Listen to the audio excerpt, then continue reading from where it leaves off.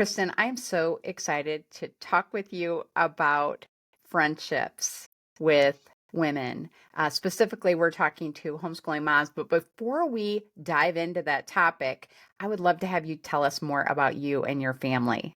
Oh, well, thank you, first of all, Melanie. Thank you so much for having me. And yeah, so I am an author and a wife of a military vet. We live in Colorado Springs, Colorado. That military brought us here, and then we ended up. My husband retired like 11 years ago, but he still works. He works at the Air Force Academy, just on the civilian side of the fence there now. But that's what brought us here. I'm a born and raised Oklahoma girl, so if you hear a little accent, that's why. But yeah, so I, grew up kind of a complete opposite of my adult life.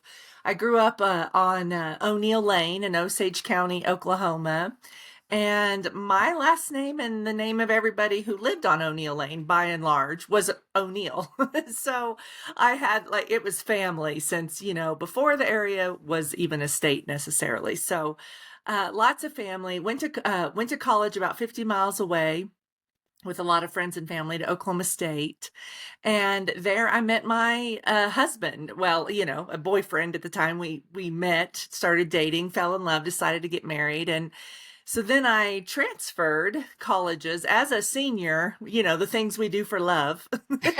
So, so I mean, not necessarily advisable for everyone, but it was the right move for me. But I transferred to a college in Ohio, and we get there, and my husband leaves for training right away. And I realized, wow, I went from knowing what felt like everyone to knowing nobody, And Mm. so that was a hard thing to reconcile with. And I was only 21, I was a baby essentially. And I mean, of course, I didn't feel that at the time. I felt very mature and grown up. But looking back, I'm like, well, I was a child. But or very young anyway, not a child, but very young.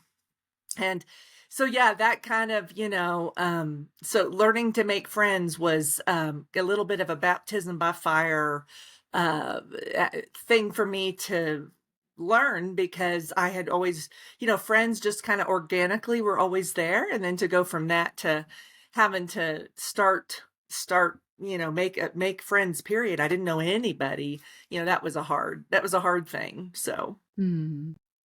Well, then, because you have shared some of your own story about having a struggle making some friends, maybe you could tell us more of your story and then how you think it reflects the struggles that many homeschool moms face with sure. friendships. Sure. Well, I would say anytime you are in your life circumstances, either by choice or not by choice, this was by choice on my end. Ideally, I would assume if you're homeschooling as well, that's by choice as well. I homeschooled for 1 year, and, it was definitely our choice. There, you run the risk of just having some isolation there that comes with that. And I think that the hard thing about making friends is when you are more isolated, just by those circumstances, you have to work that much harder to get out and about, to Mm. find people, because you're at home a lot. You're homeschooling. And so that's kind of what I discovered. Now I was going to school, and I kind of assumed, well, the school I transferred to was a small liberal arts college. I was a music major, which was a very small college within that college. And I kind of thought, well, it'll be obvious that I'm new and people will know and they'll just welcome me in, And that's not necessarily how it worked. I mean, people often already kind of had their people, by the time they were seniors. I also was Mm. married. I commuted. I lived on the fringes, of campus life. And so I was kind of an outsider in many ways. So for me, I really had to put myself out there. That was kind of the key, originally, was not expecting everybody else to do it and not me. And I would say the same could be said for, homeschoolers, homeschooling moms who are, kind of just, they're tapped out. They're schooling their kids, which is a full-time job. And then they're like, I'm out of social resources. I've given it all to these people, little people that I'm in charge of, or these young people I'm in charge Mhm. of. And that would be my encouragement, is to, once, that is true 100%, but it is also true that we have to have some agency in that activity of finding friends. And so we still have to, by God's grace, reach down deep and put in a little bit more effort as we're able to make those connections, because it is for our benefit. And then we bring a better mom to our kids, a better wife to our husbands, a better spouse, when we do that. Mhm.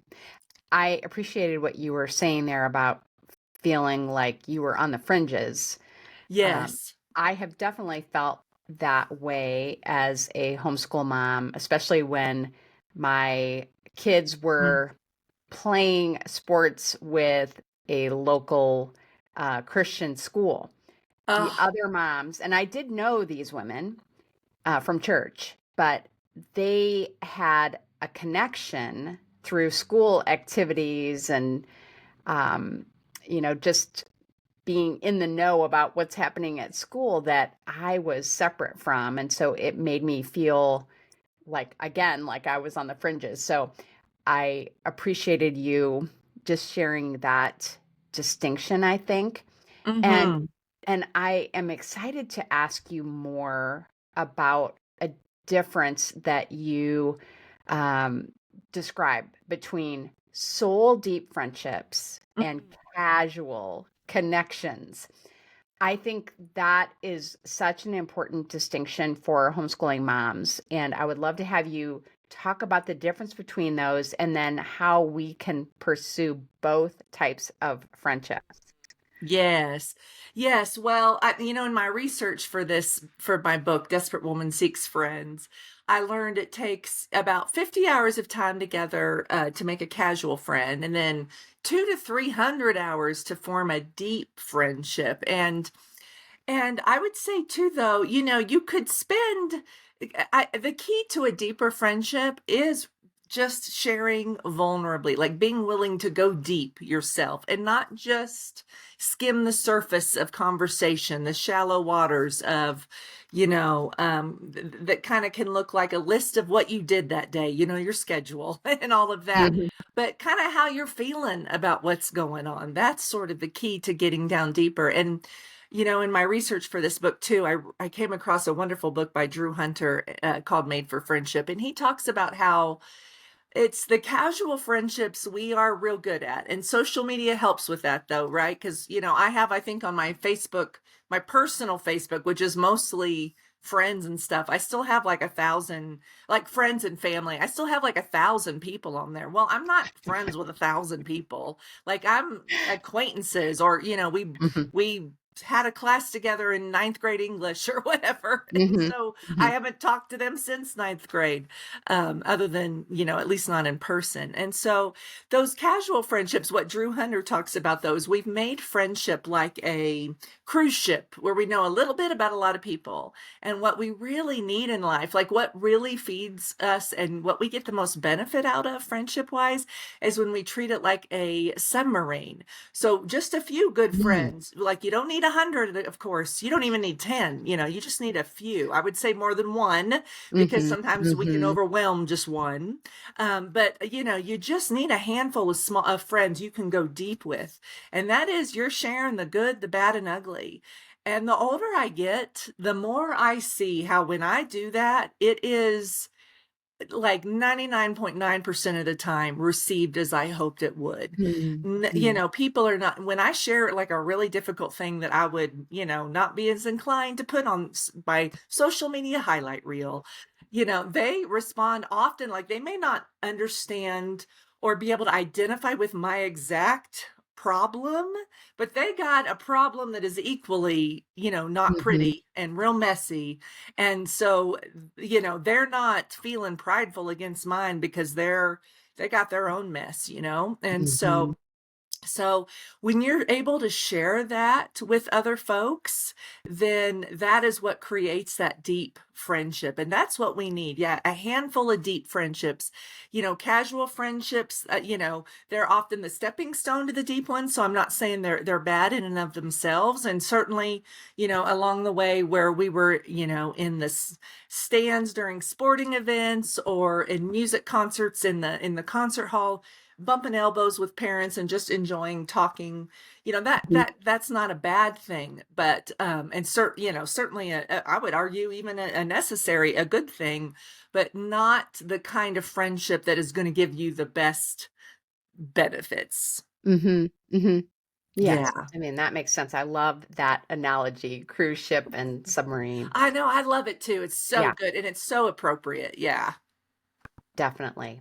Okay, so I think many moms who are listening to us right now are feeling like they are too busy Ugh. or they're just too tired to invest in friendships. So, what would you say to that mom who feels like friendship and looking for more friends is just one more thing on her plate?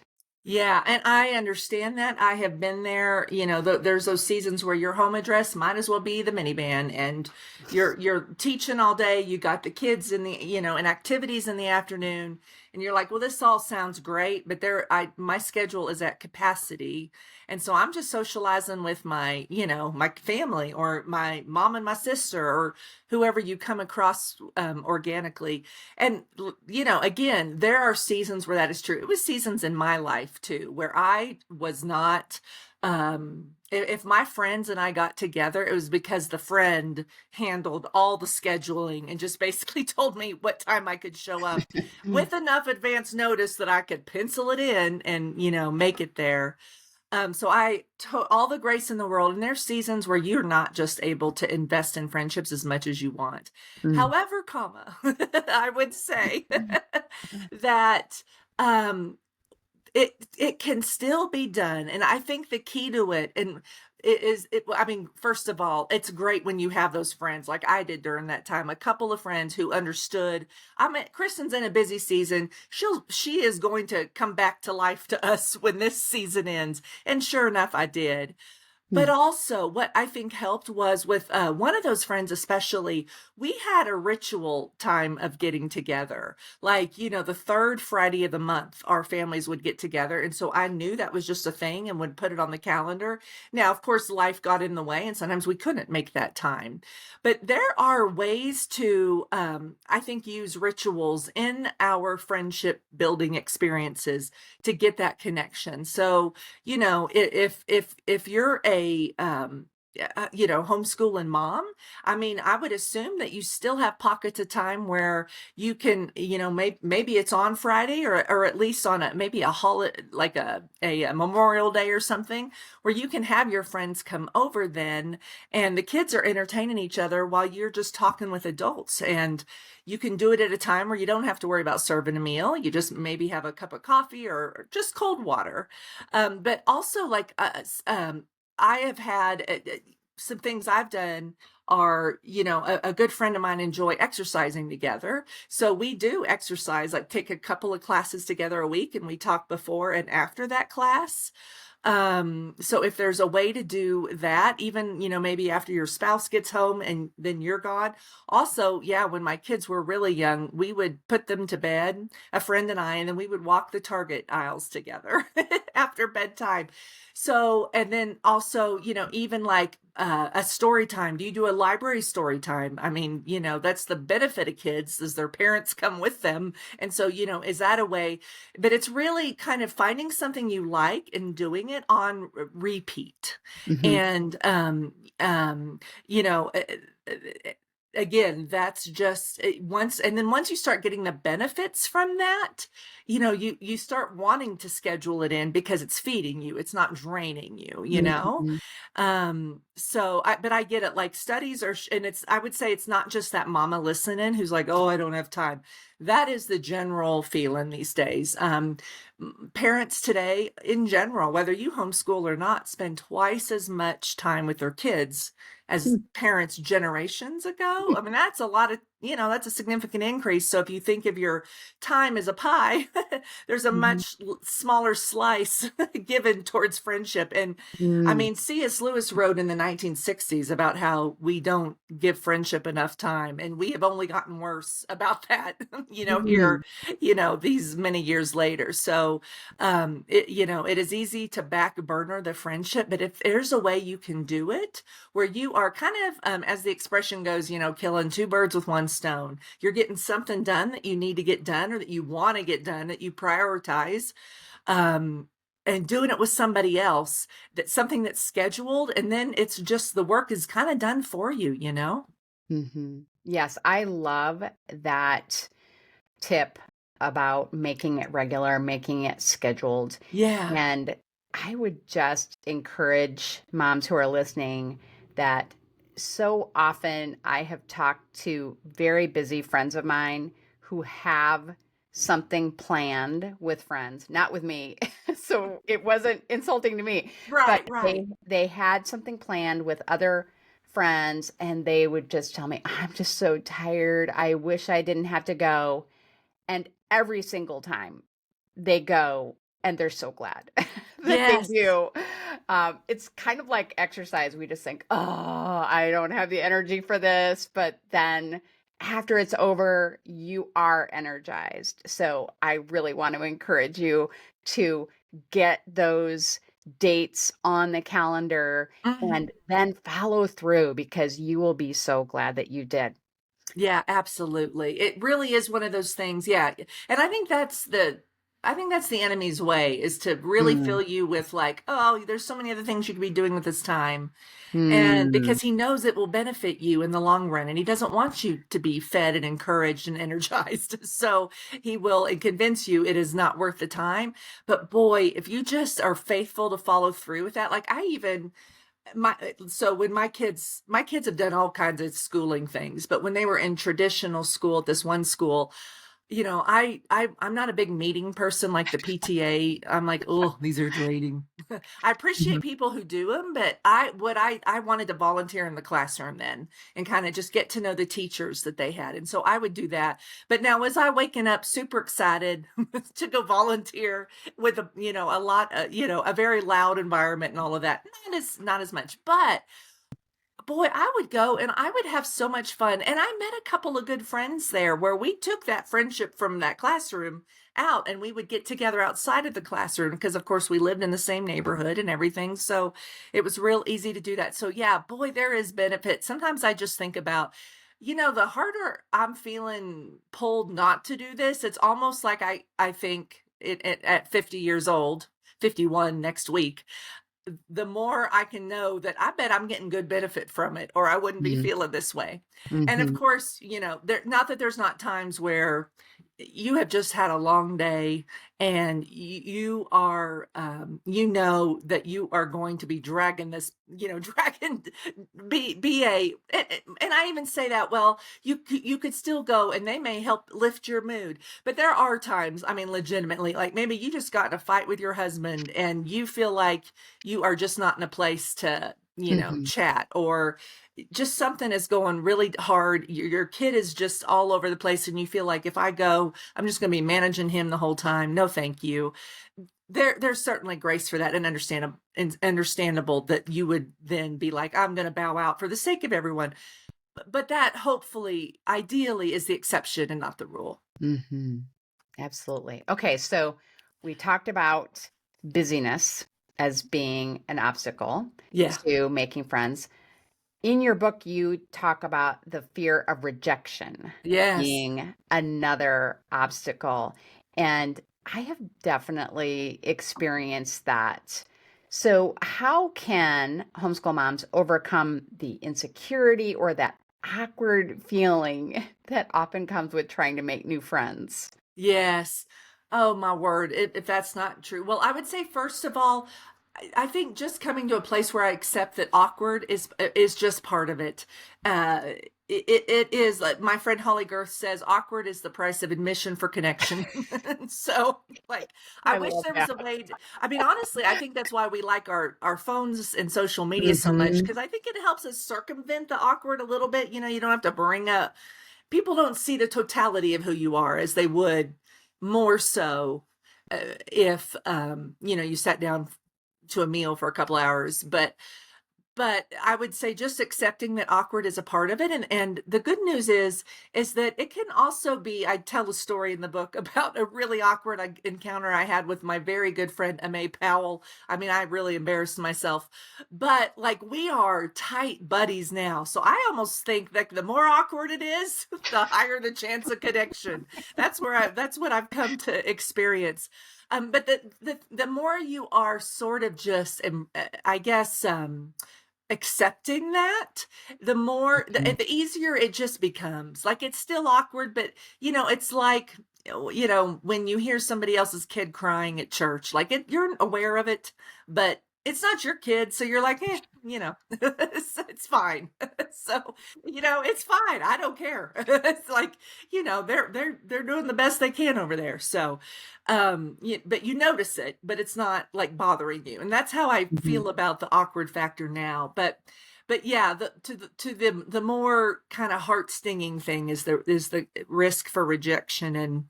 Mhm.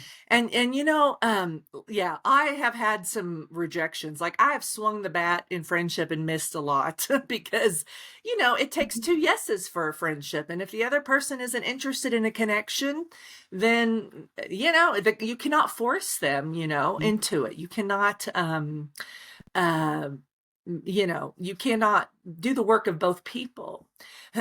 So I guess where I've landed with rejection is it's terribly painful and it is okay to be sad about it, to lament the loss of kind of what you wanted, whether it's a long established friendship that just turned, or it's a newer one that you hoped would become something that didn't. It is okay to be sad about that. It's okay to and good to process that with a counselor, your mama, your husband, whomever you want to talk with, your spouse. But at the end of the day, know that, as my friend Selena says, rejection is God's protection against what is not in your best interest, Mhm. and I find that very helpful to remember that often rejection, we can internalize it as being about us. It is often not the case. It is about the other person. Mhm. I talk about this story in the book where I did have a friend change her mind on me on a dime, and like we were great friends to almost seemingly overnight, not even Mhm. speaking. And it turns out the issue that she'd had with me was 100% about her and her own insecurities. It wasn't about me at Mhm. all. So all Mhm. those nights I spent like, what did I do that I shouldn't have done, or what did I not do that I was supposed to do? All those questions I ran myself ragged with were just not even a part of the equation. Mhm. And that's the thing, is 99% of the time rejection is or real or perceived. And Mhm. sometimes I think we can perceive rejection where it's not there. It's just Mhm. that person's busy. That person's in a season where they're running their kids to and fro, and they just don't have time to give anything to anybody other than those people under their roof. That's often, I think, the case, and it's not about us. And also just to see the rejection as we are not unique in experiencing it. That doesn't mean it's hard. It doesn't mean we should gloss over it, but also make sure we're not slipping into kind of what, because this is what I used to do. I would slip into a little bit of a victim mentality, like this only happens to me. Nobody else understands. Like, no, Kristen Strong, it does not just happen to you. It happens to Mhm. everybody. And Mhm. and there's varying levels. There's some rejection that hurts worse than others, absolutely. Mhm. All the more reason to process it with somebody, in your life, to journal about Mhm. it and what helps. But to realize this is a part of life. I don't like it, but it is a part of life and I have to accept it. Mhm. But Yes. again, it's likely not even about me in the first place. Hmm. Yes, that is a very hard um, fact of life Mhm. to just absorb and live with. Right. But Right. it is true. I completely agree with you. Yeah. Okay, It's so not fun. Not fun no, at it is all. never fun. Never I fun. unsubscribe from the rejection. I would like to, but that's just Hmm. not how life works. Absolutely. Okay, so we have talked about two obstacles to friendship so far. Let's talk about another very common one, which is being an introvert. Oh, So, I am not an introvert, but I have been working over the years to have more understanding and compassion for people who are introverts. And I can absolutely identify, even though I am an extrovert, I don't love walking into a group of people that I don't know or don't know well and trying to build relationships. That's not that fun for me. um, but what advice do you have for some creative or unexpected places that an introverted homeschool mom could mm. find some meaningful friendships? Well, it's funny. I mentioned my friend Holly Girth earlier, her quote about awkward being the price of connection, Hmm. or being the price of admission for connection, authentic connection. And she's really like, she does a lot of work with introverts and studying it. And it was interesting. I just had a conversation with her recently about this. So I'm an introvert as well. I can play like an extrovert. I feel like the Air Hmm. Force taught me how to extrovert when I gotta, but boy, I gotta have alone time or at least some sort of quiet time to recharge. I get Hmm. depleted pretty easily. And so I guess my thought would be, I used to kind of feel like, because I think as a kid, I was more extroverted. I've gotten more introverted in my older years. And I used to think, if somebody was really quiet, or kind of keeping to themselves as an introvert, they were not having a good time. Like Mm-hmm. they were um overwhelmed or just not into what was happening. And Holly has that was one thing we talked about is when an introvert gets really quiet, they're actually just very content. And so and I'm sure there's exceptions to the rules. There could, introverts that are listening, I don't pretend to be the expert here Hmm. at all, but I thought that was really interesting. So I would just say have grace when you have the introvert over and she's real quiet. If you feel like you kind of have to fill that space with something, just know that you don't have to. It's not, because it's not like they are looking at you to compensate for what they're not doing. They are just living out their created they're the way they are to experience something. And Hmm. so I found that helpful though, because I've had some friends that were much more introverted than me. And honestly, my husband is he's very introverted. And yeah, when he's quiet, it doesn't mean like he's upset at me or thinking that there's a problem. It's really just that he's just content and in his peaceful place. And so I find that helpful though to remember with friends too. But yeah, I don't know if that's a great answer to your question, but that is just one thing that has helped me along the way. And again, I'm introverted, but Yes. but it's there's varying degrees. Right. So So that does help me to understand because I think I have interpreted maybe someone who's over who is sitting away and just being quiet as, oh, they're not having a good time, they're depressed. yes. um, but given that sometimes as an introvert, you're going to want to be away from the crowd and just having a Yeah. quieter time. How can an individual who does have that personality style then begin to build a meaningful friendship? Yes. Well, I think just persistence with awareness, I guess, that, if somebody says no to an invitation, you can give, that doesn't mean you hit them with three more right then and there, but, you give it a little bit of time and then just check in with them again. Hmm. Um, I think, like I said, as an introvert myself, I appreciate that.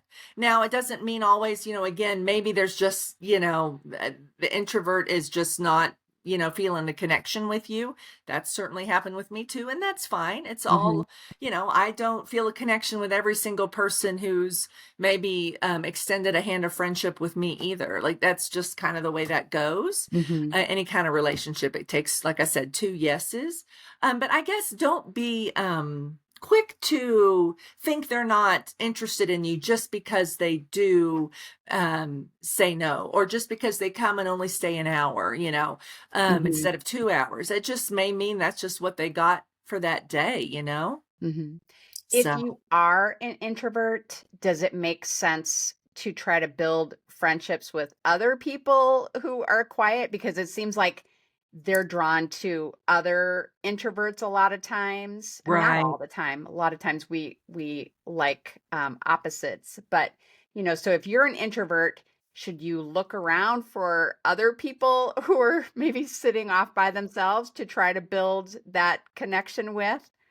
Well, I guess I don't think I put that. I would say yes. I would say yes, first of all, but I don't know that I think too much about it because I see like the extroverts in my life, I sure appreciate because boy, they're just off and running with the conversation and everything. They're planning the events and it's very easy to just roll right in with them.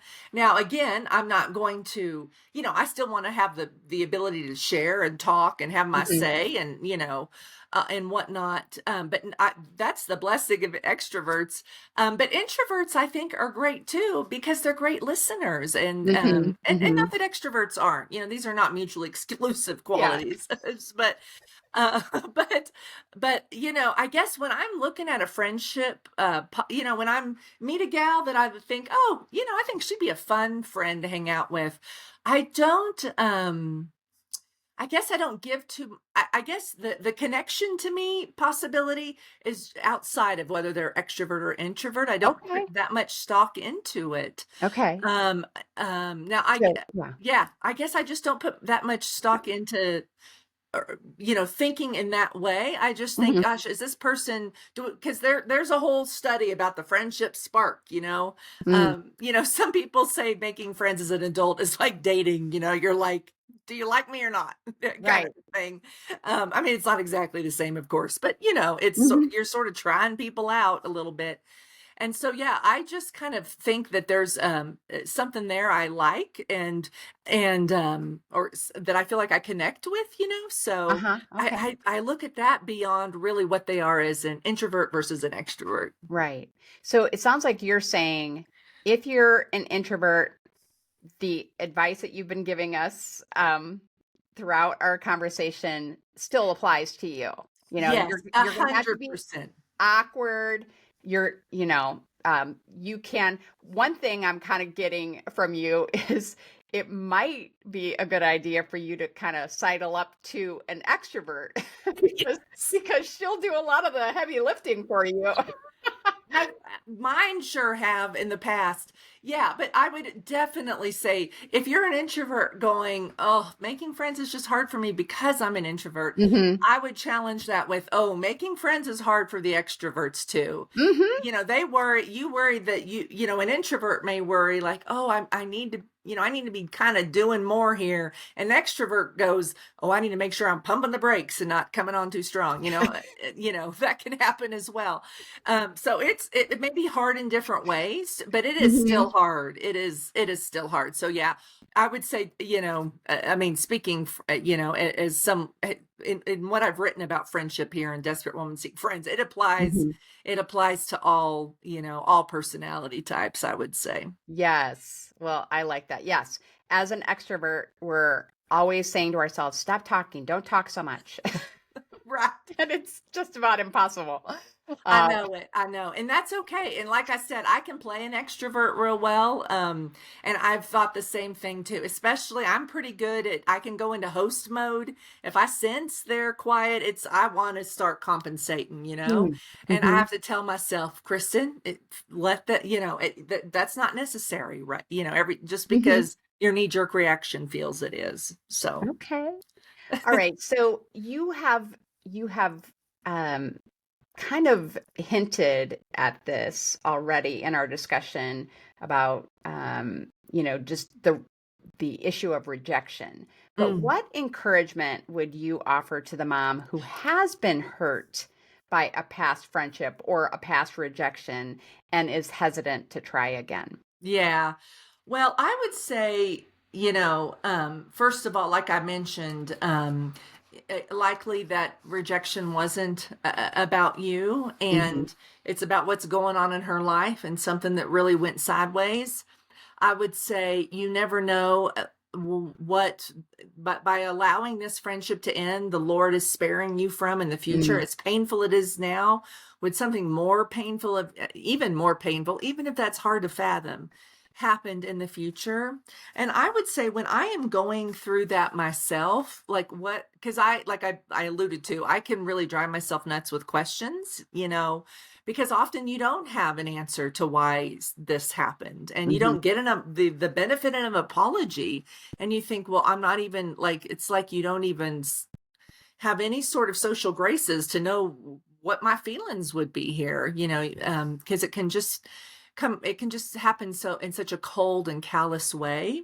And mm, so what I like to do is pivot from those questions that don't have answers to those that do. So, if a friendship ends without your say so, as I like to say, what does God say about you? And he says, nothing in all creation can separate you from the love of God. That's from Romans 8. God loves you and will never leave you. When a friendship changes like that, what won't change? And Jesus Christ is the same yesterday, today, and forever.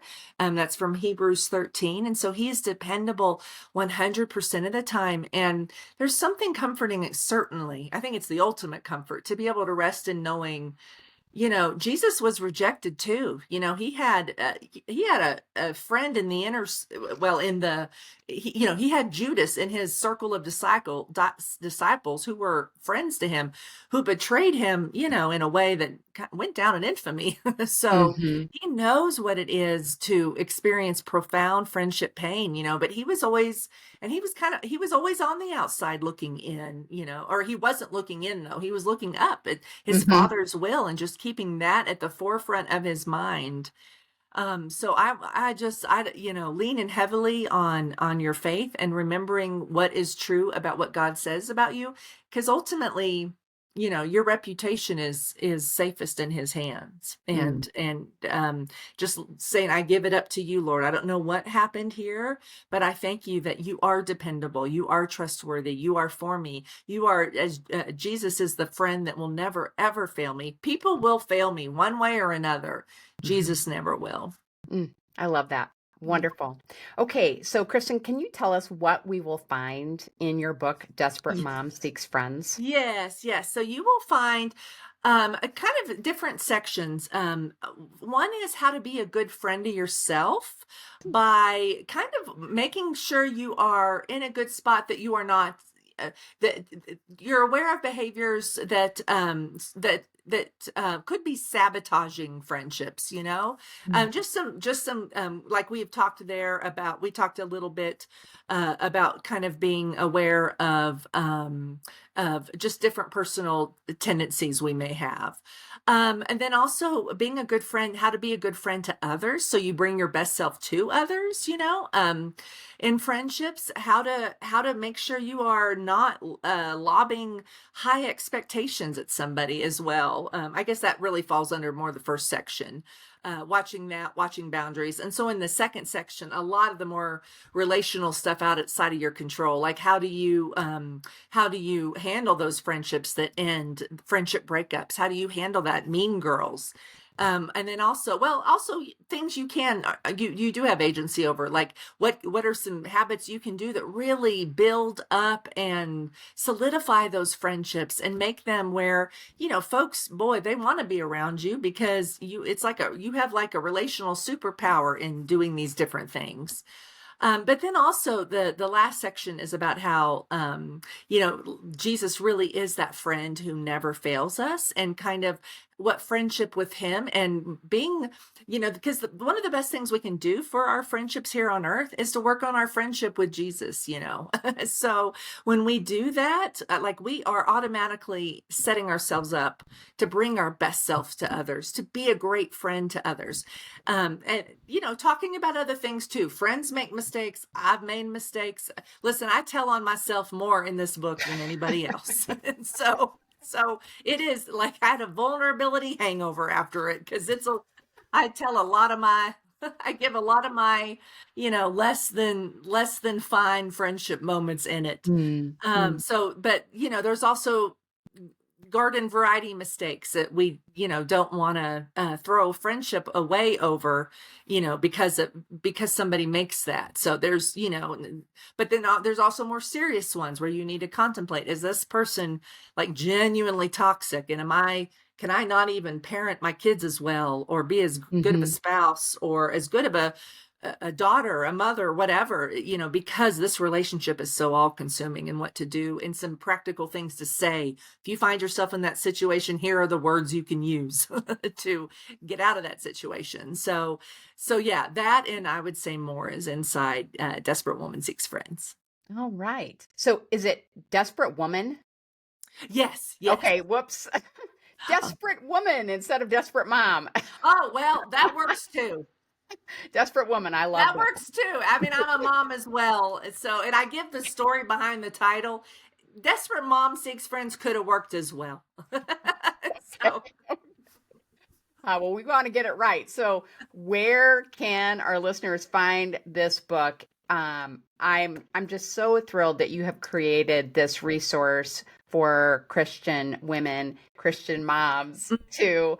So, where is the best place to find it? oh, you bet. So you can find it on Amazon, Barnes and Noble, Christian Bookshop. If you like to, independent bookstores, a lot of those have them. You can also find it at my website, kristenstrong.com. And my first name is Kristen. So kristenstrong.com. And all my books are there. But there's a book tab at the top of the website, and you can hit it and see Desperate Woman Seeks Friends, and see all the information there as well. Okay. And then are you on social media where people could connect with you there too? Yes, where I show up most is Instagram, and Okay. that's my name, just at Kristen Strong. Okay, wonderful. I'm going to put those links in the show notes for this episode with the correct title so you can go directly to the book. Kristen, this was really a delight, and it honestly encouraged me a great deal. So thank you so much for taking the time to share with us today. Oh my gosh, thank you for having me, Melanie. What a pleasure to talk with you. Thank you.